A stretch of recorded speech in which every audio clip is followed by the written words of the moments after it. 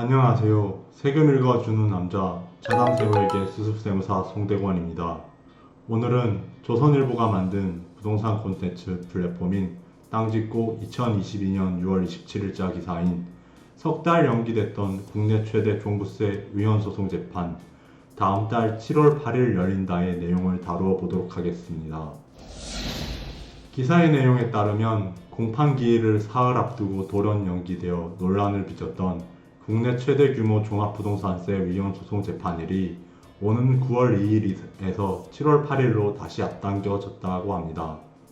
지난 2021년 말부터 종부세 위헌 청구 시민연대라는 단체는 이재만 세무사 등을 중심으로 종부세 부과에 반발한 납세자를 대리해 과도한 종부세는 국가가 납세자 재산권을 침해하는 것이라고 주장하면서 두 군데의 법무법인 등을 통하여 서울행정법원에 5천여 건의 위헌 청구 소송을 제기했다고 합니다.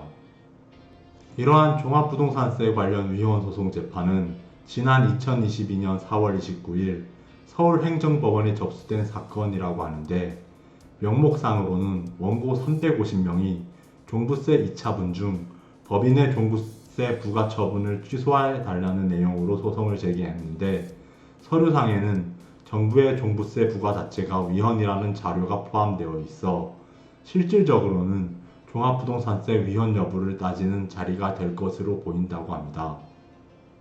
이 종부세 위헌 청구 시민연대 측에서는 현행 종합부동산세가 조세 법률주의 과세 요건 명확성 원칙, 이회 유보의 원칙, 이중 과세 금지의 원칙, 조세 평등의 원칙, 신뢰 보호의 원칙 등에 위배된다고 주장하고 있습니다.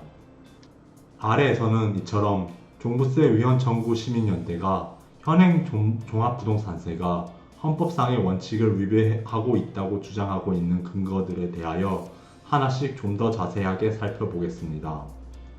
먼저 헌법상 원칙 중 하나인 조세 법률주의 과세 요건 명확성 원칙과 관련하여 조세의 종목과 세율은 국민의 대표인 국회에서 정하여야 함에도 법 집행자에 불과한 정부가 세법 개정 절차 없이 과세 표준을 자의적으로 인상하는 편법적 방법으로 종부세와 재산세를 부과하는 것이므로 조세 법률주의 및 권력 분립 원리에 어긋난다는 것입니다.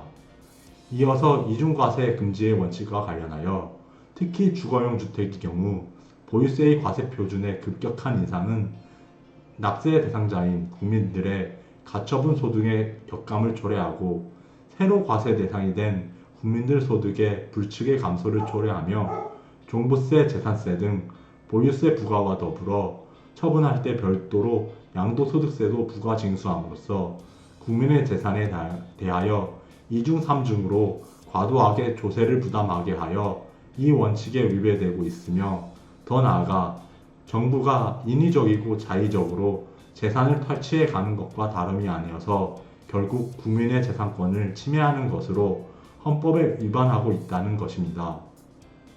또한 신뢰보호의 원칙과 관련하여서는 보유한 부동산에 대한 과세임에도 정부가 그 과세 표준을 급격히 인위적으로 인상함으로써 국민들이 대처하기 어려운 불측의 과도한 조세를 부담하거나 새로 조세 부담을 떠안게 되어 신뢰보호 원칙 및 법적 안정성을 침해하므로 법치 국가의 원리에 어긋나고 있다고 지적하고 있습니다.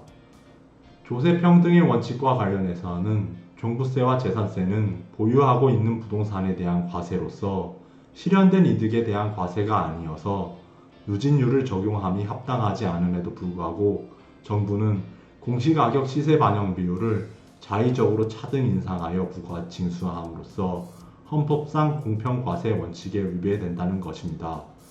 더 나아가 사업용 부동산의 경우에는 납세자가 그 조세 부담을 비용으로 전가할 수 있음에 반하여 주거용의 그 경우에는 그러하지 못함에도 불구하고 주거용, 사업용 부동산인지 구분 없이 일률적으로 과세 표준을 정하고 있고 주거용임에도 단지 2주택, 3주택 소유라는 이유로 합리적인 근거 없이 차등하여 부과함으로써 조세 평등의 원칙의 하부 원칙이라 할 수 있는 조세의 읊는 부담 원칙이나 비례의 원칙에 위배되고 있다는 것입니다. 이 종합부동산세 관련 위헌소송 재판을 이끌고 있는 이재만 종부세 위헌 정구 시민연대 대표는 행정법원 판결을 거쳐 오는 8월 해당 사안이 헌법재판소에 상정된다면 11월 하순쯤에는 위헌 여부가 가려질 것으로 보인다고 전망하고 있습니다. 이상으로 자담세무회계 수습세무사 송대권이었습니다. 감사합니다.